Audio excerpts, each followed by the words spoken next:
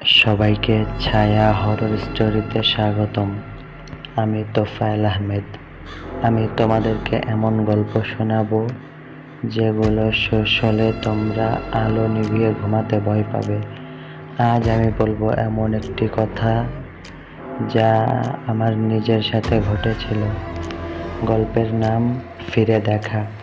রাত ঠিক ৩টা। গ্রামের পুরনো মন্দিরটার পাশ দিয়ে ফিরছিলাম সাইকেলে।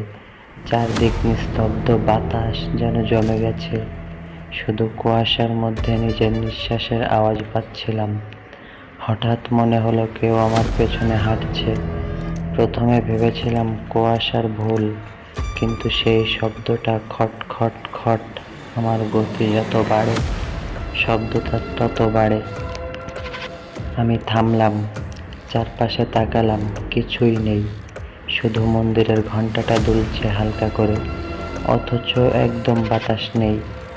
আবার সাইকেল চালু করলাম। এবার পায়ের শব্দটা ঠিক আমার পাশে, যেন কেউ হাঁটছে আমার ছায়ার ভেতর।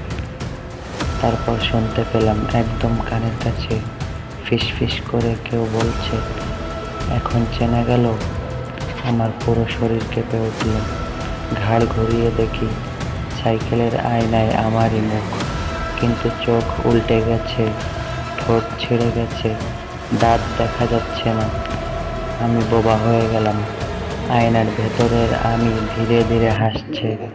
তারপর বলল, আমাকে ফেলে গেছিলে মনে আছে? আমি সাইকেল থেকে লাফ দিয়ে পড়ে গেলাম মাটিতে। সব অন্ধকার হয়ে গেল। ভোরে চোখ খুলে দেখি আমি মন্দিরের সামনে পড়ে আছি।